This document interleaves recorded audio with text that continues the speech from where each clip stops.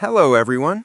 In this video, I'll guide you how to fix stuck loading screen bug in GTA Online on PC with some easy and effective steps. If your game keeps loading and never enters online mode, first restart your PC and your internet router to refresh everything. Next, make sure your internet connection is stable and avoid using VPN or proxy because it can cause connection delays. After that, open the Rockstar Games Launcher and run it as administrator to avoid permission issues. Now, log out of your Rockstar account and sign back in to refresh your session.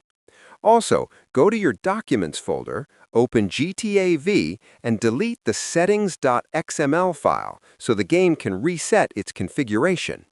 If you have mods installed, remove or disable them because they often cause loading bugs. Then, verify your game files through your launcher to fix corrupted data. Finally, restart your PC again and launch GTA Online, and the loading screen issue should be resolved. Subscribe the channel for more videos.